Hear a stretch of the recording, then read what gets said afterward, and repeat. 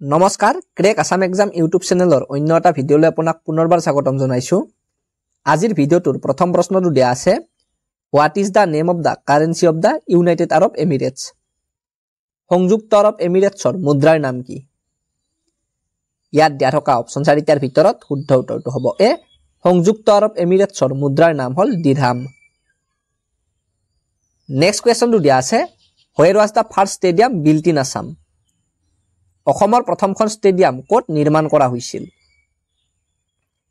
ইয়াত দিয়া থকা অপচন চাৰিটাৰ ভিতৰত শুদ্ধ উত্তৰটো হ'ব এ। অসমৰ প্ৰথমখন ষ্টেডিয়াম যোৰহাটত নিৰ্মাণ কৰা হৈছিল। নেক্সট কুৱেশ্যনটো দিয়া আছে Mahamaya Dham is located in which district of Assam. Mahamaya Dham অসমৰ কোনখন জিলাত অৱস্থিত? ইয়াত দিয়া থকা অপচন চাৰিটাৰ ভিতৰত শুদ্ধ উত্তৰটো হ'ব এ। মহামায়া ধাম অসমৰ ধুবুৰী জিলাখনত অৱস্থিত। নেক্সট কুৱেশ্যনটো দিয়া আছে how many languages are there in on Indian currency notes. ভাৰতীয় মুদ্ৰাৰ নোটত কিমানটা ভাষা আছে?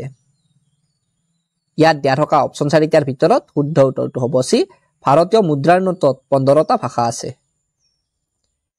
নেক্সট কুৱেশ্যনটো দিয়া আছে which Indian state has the longest border with Assam. অসমৰ সৈতে আটাইতকৈ দীঘলীয়া সীমান্ত ভাগ কৰা ভাৰতীয় ৰাজ্য কোনখন? ইয়াত দিয়া থকা অপচন চাৰিটাৰ ভিতৰত শুদ্ধ উত্তৰটো হ'ব এ। অসমৰ সৈতে আটাইতকৈ দীঘলীয়া সীমান্ত ভাগ কৰা ভাৰতীয় ৰাজ্যখন হ'ল মেঘালয় আৰু মেঘালয়ৰ সৈতে অসমৰ মুঠ সীমাৰেখাৰ দৈৰ্ঘ্য হ'ল 884.9 কিলোমিটাৰ।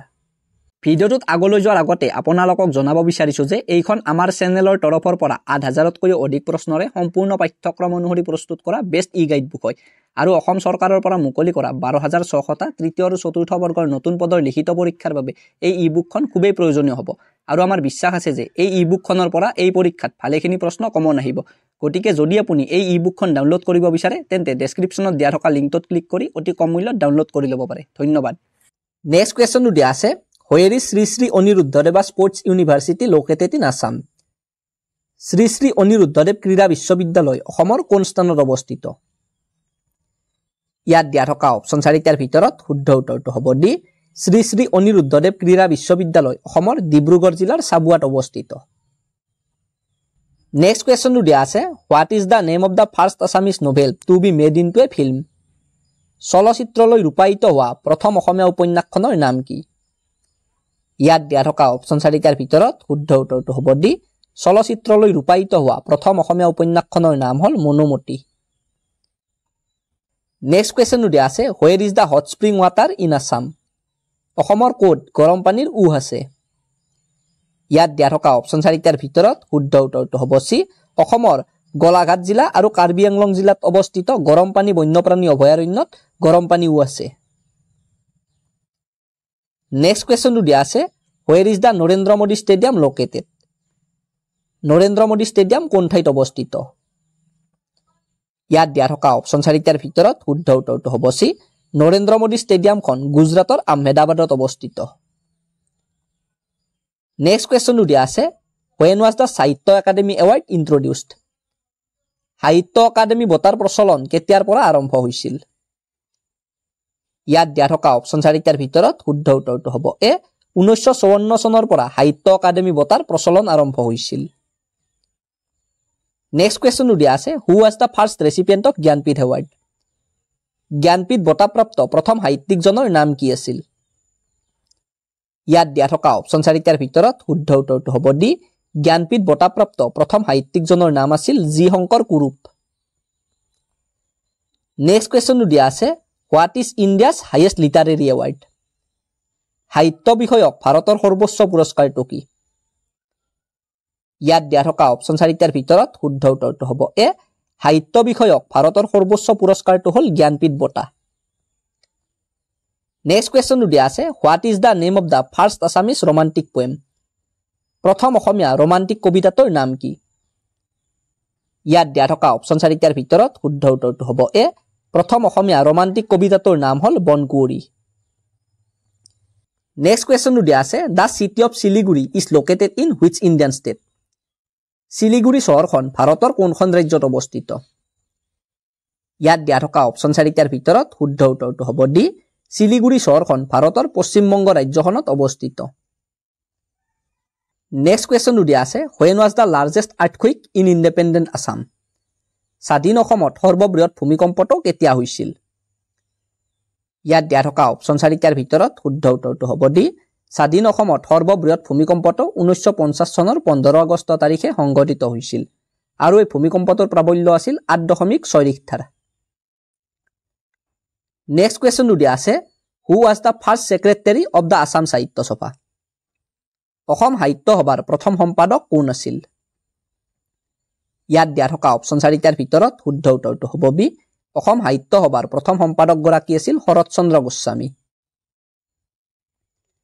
নেক্সট কুৱেশ্যনটো দিয়া আছে when did Bengali replace Assamese language in Assam অসমত কেতিয়া অসমীয়াৰ ঠাইত বাংলা ভাষাৰ প্ৰচলন আৰম্ভ হৈছিল ইয়াত দিয়া থকা অপচন 4টাৰ ভিতৰত শুদ্ধ উত্তৰটো হ'ব বি অসমত 1836 চনত অসমীয়া ভাষাৰ ঠাইত বাংলা ভাষাৰ প্ৰচলন আৰম্ভ হৈছিল নেক্সট কুৱেশ্যনটো দিয়া আছে when was the Assamese language reintroduced in Assam অসমত অসমীয়া ভাষাৰ পুনৰ প্ৰচলন কেতিয়াৰ পৰা হৈছিল ইয়াত দিয়া থকা অপচন 4টাৰ ভিতৰত শুদ্ধ উত্তৰটো হ'ব সি অসমত অসমীয়া ভাষাৰ পুনৰ প্ৰচলন 1872 চনৰ পৰা হৈছিল কিন্তু কিছুমান কিতাপত ইয়াৰ উত্তৰটো 1873 চনত বুলিও পোৱা যায় নেক্সট কুৱেশ্যনটো দিয়া আছে where is the Pani Ding Wildlife Sanctuary located পানী ডিং বন্যপ্ৰাণী অভয়াৰণ্য ক'ত অৱস্থিত ইয়াত দিয়া থকা অপচন 4টাৰ ভিতৰত শুদ্ধ উত্তৰটো হ'ব এ পানী ডিং বন্যপ্ৰাণী অভয়াৰণ্যখন অসমৰ শিৱসাগৰ জিলাখনত অৱস্থিত নেক্সট কুৱেশ্যনটো দিয়া আছে when was Assam separated from Bengal বংগৰ পৰা অসমক কেতিয়া পৃথক কৰা হৈছিল ইয়াত দিয়া থকা অপচন 4টাৰ ভিতৰত শুদ্ধ উত্তৰটো হ'ব বি বংগৰ পৰা অসমক 1874 চনৰ 6 ফেব্ৰুৱাৰী তাৰিখে পৃথক কৰা হৈছিল নেক্সট কুৱেশ্যনটো দিয়া আছে what is the full meaning of LTE used in mobile networks mobile নেটৱৰ্কত ব্যৱহাৰ হোৱা LTE ৰ সম্পূৰ্ণ অৰ্থ কি ইয়াত দিয়া থকা অপচন 4টাৰ ভিতৰত শুদ্ধ উত্তৰটো হ'ব এ মোবাইল নেটৱৰ্কত ব্যৱহাৰ হোৱা LTE ৰ সম্পূৰ্ণ অৰ্থটো হ'ল লং টাৰ্ম এভলিউচন